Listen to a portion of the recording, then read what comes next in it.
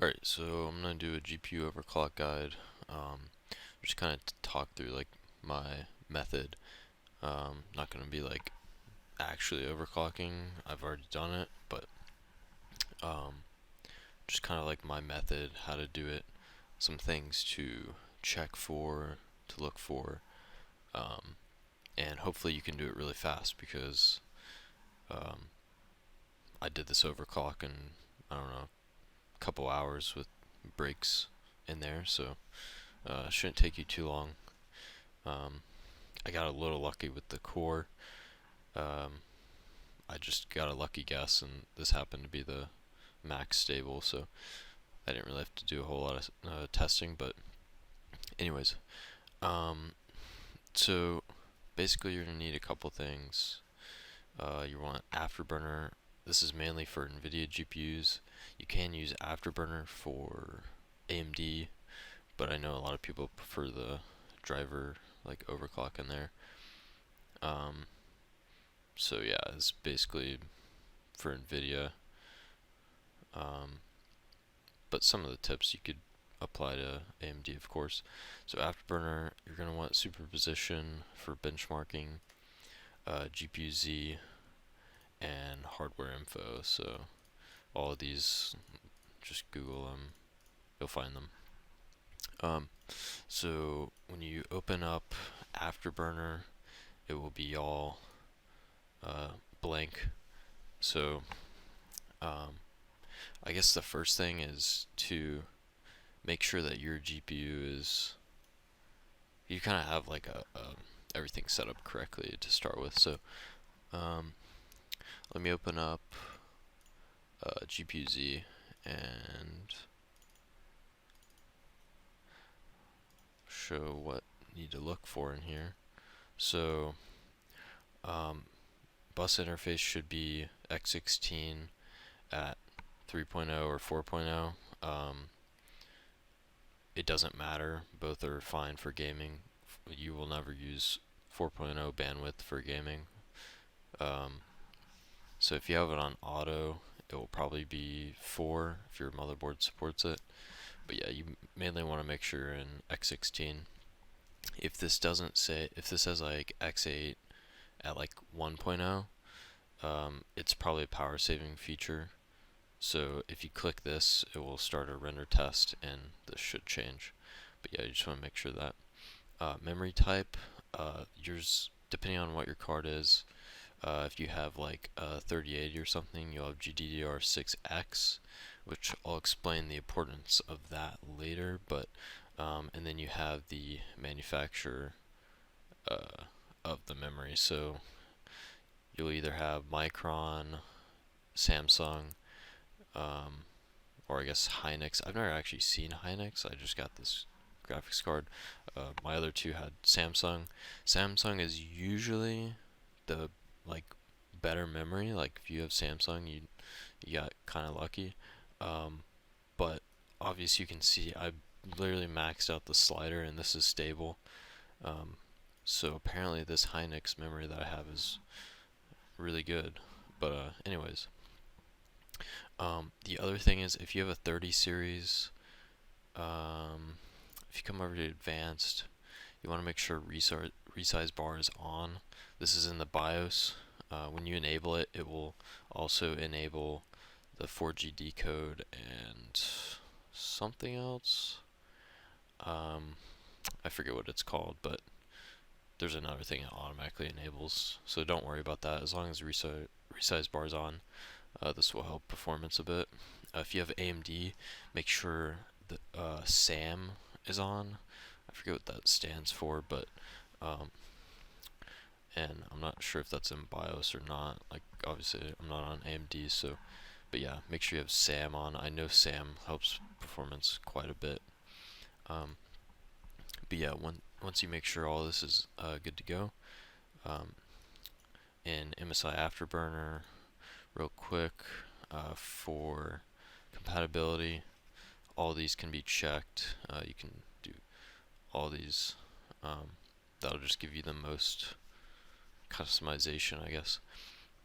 For AMD, there's some stuff down here, but I'm not gonna touch on it since I'm not experienced with that. But anyways, so in here we kind of want to start with just a base. See kind of how where the GPU's at, like stock. So we just want to max out the power limits. These will be linked. Fan speed should be set to constant, so you can uncheck the little A and drag it to the highest you can tolerate it. The reason it needs to be constant is so you can close this.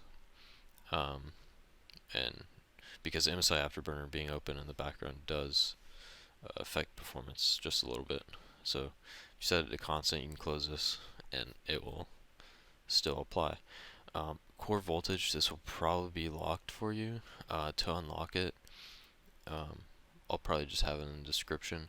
If you go to like program files x86, you'll have a afterburner like CFG kind of thing.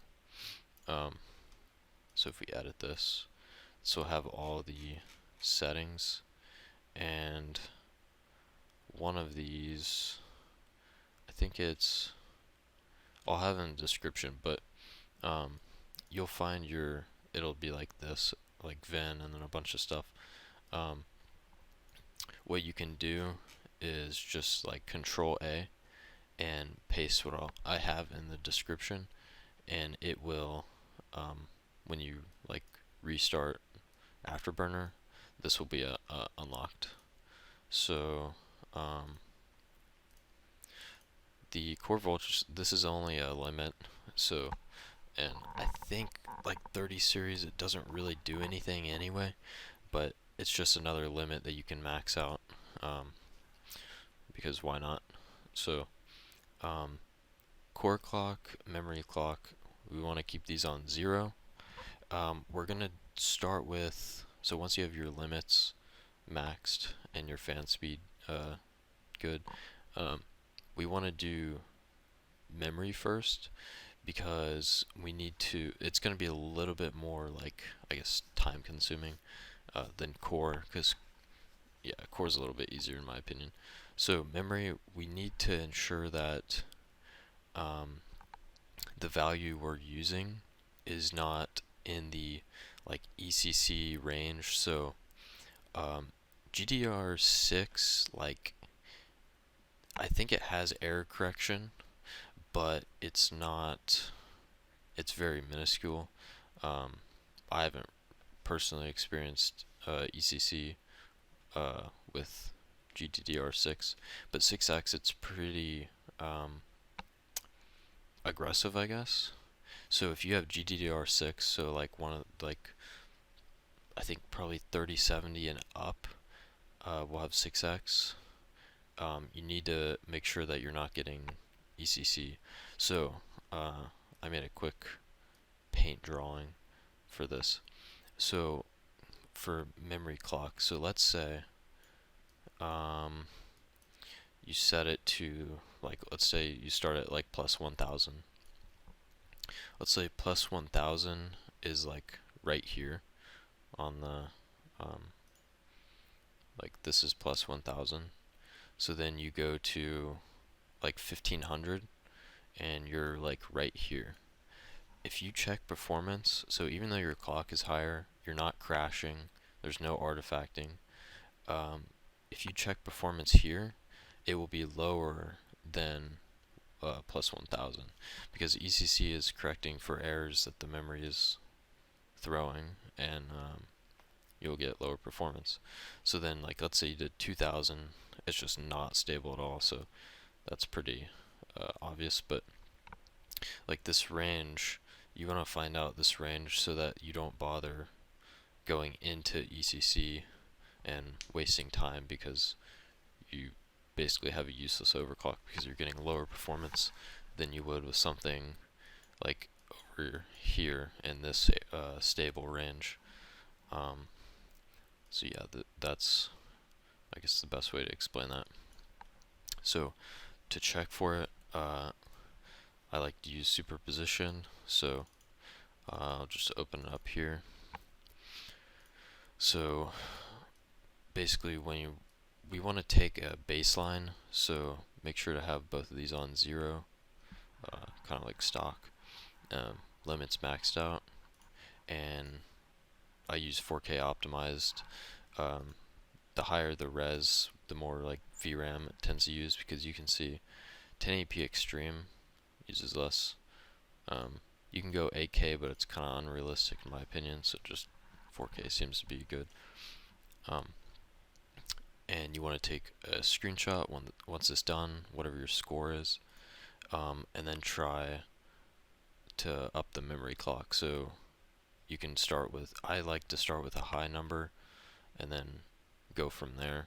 So you could try plus 1000 to start with, and you want to take screenshots of each time. So you could do like, so here's stock.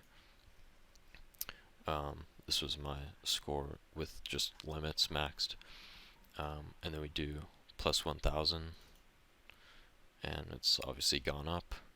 So if you have GDDR6X, let's say you did 1500 and the score was lower than this one, then you know somewhere in between 1000 and 1500 is technically not stable because it's having to correct errors.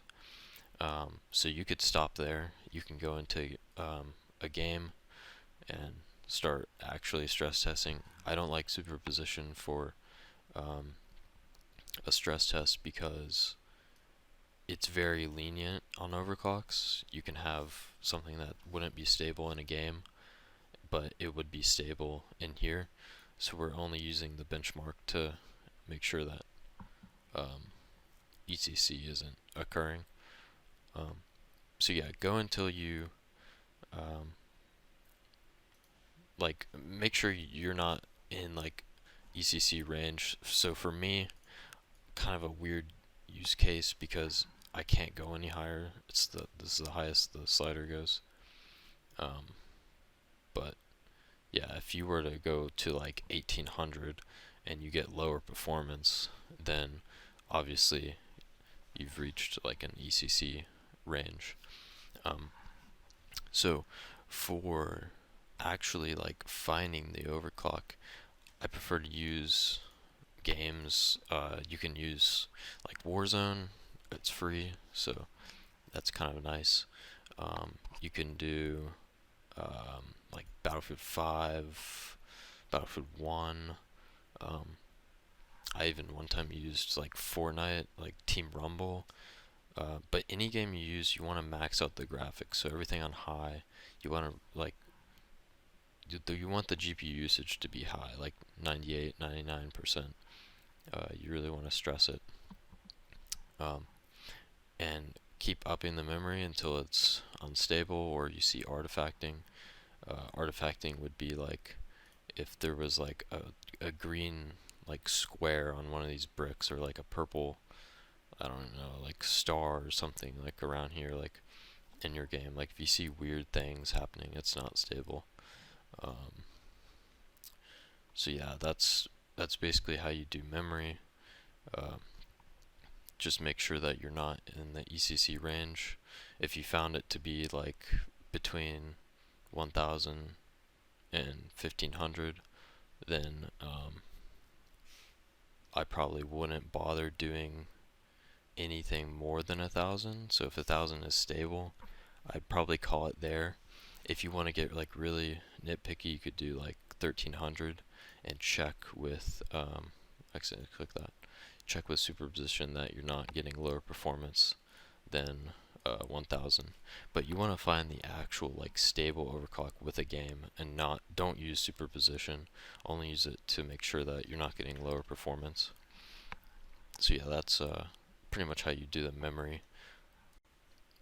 Okay, so for once you've done memory and you've made sure it's stable, each time I would definitely play like at least like 3 or 4 games, or like if it's a battle royale, maybe just play 2 so it doesn't take forever.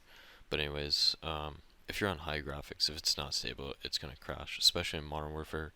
Modern Warfare is pretty sensitive. It will crash almost immediately, which makes it really nice to use that. So, I mean, if you have Modern Warfare or Warzone, I would definitely recommend using that as a stress. But with Core, you don't have to worry about any like performance. The higher it is, the more performance you will get. Um, Most of the time, unless you're reaching like a power limit or something, or even like a temp limit. So yeah, we'll definitely check for that. But anyways, okay, so right here in the video, I say we're gonna check for like if you're hitting a power limit or a temp limit, and then I never actually like showed how to check for it. So this is how you do it.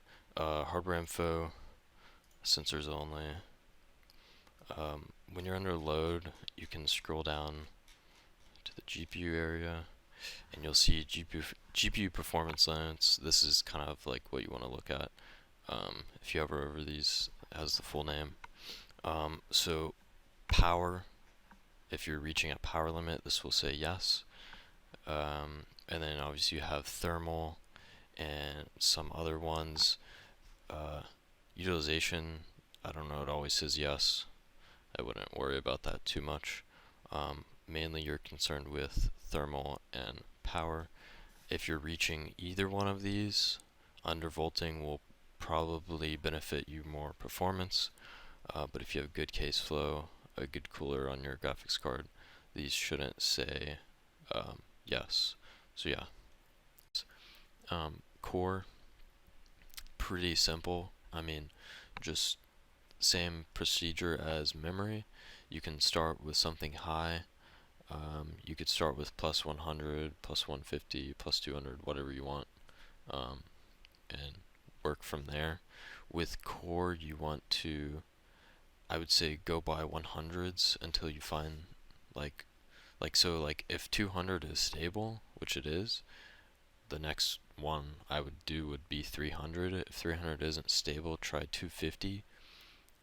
If 250 isn't stable, you can just go back to 200 and call it a day. If you want to, you can go by like 10 or 20s. So like I could do like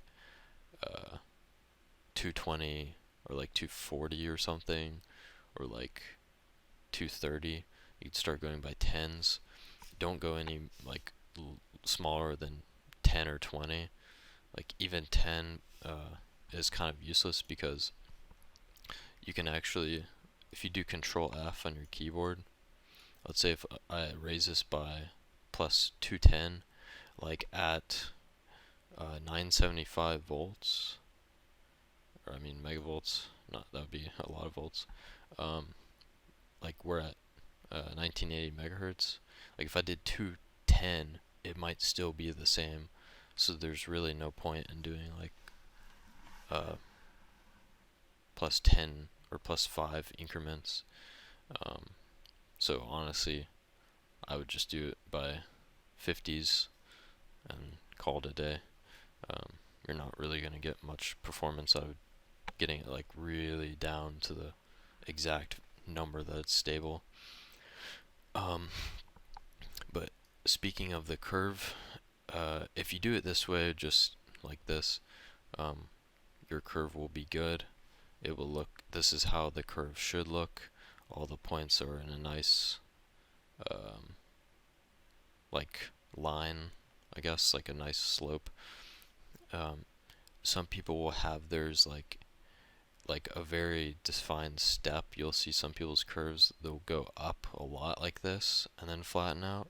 So it's like gradually, and it goes up like a lot and then flattens out. That will cause something called clock stretching, and we can check for this with hardware info. So if we run sensors only, we can look here, scroll down to GPU. So if you open up a game, GPU clock and GPU effective clock, the difference in the megahertz should only be around like 10-ish. Should be, yeah, like around 10, like a little more than 10, a little less than 10 is okay. It shouldn't be like 1860 and then like 17. Like it shouldn't be that big of a difference. Then you're getting a lot less performance when these are a lot different. So they should be very close. If your curve looks like this, you shouldn't have to worry about that. So yeah, that's overclocking, like the core. Same thing, use whatever game you want, high graphic settings, play a couple games with each, and increase or decrease as you go. The other thing is, of course, check for temperatures. If you have like bad case flow, an old graphics card, you might benefit from undervolting. So you could either do like a light overclock, like plus 50 or something, and then what you can do is, let's say you want to do like, we'll pick like 925 megavolts, and so what this is like 1890. So you can press L on your keyboard, and if we apply this, that will lock it at 925 and 1890. So same thing, you can stress this. This will pull a lot less power than like whatever it wants to go to, like, you know, in this area, usually under load. This will lower temperatures pretty significantly, and can help power draw and all that. So yeah, let's say you want to do even less. I probably wouldn't do any less than like 900 megavolts, but you could try like 900 at 1830 or whatever.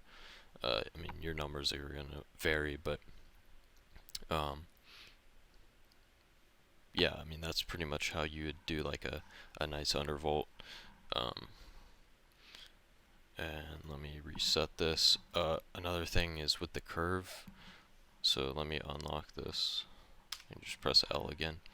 With the curve, it's a bit glitchy. Each time you change the curve, you want to hit, like, you want to punch in 0, apply that, and then punch in the next, like, whatever boost you want. You could even, if you want to, you could undervolt with like whatever your max. So you could find your max overclock here, and then go for like 975 if you want less power draw. Just keep in mind it will always be at that voltage. So don't do something like, I wouldn't do like, I think 1 volt would probably be the most I would do, because then it's running at that all the time, even like idle on desktop. Yeah, even 1 volt, I don't know if I would do that much, because it's just pulling unnecessary power. But anyways, so yeah, that's GPU overclock. It's pretty simple, pretty easy, a lot easier to overclock GPU than other things. If you want to, you can, once you're done, you can do another like test here. Let me close this.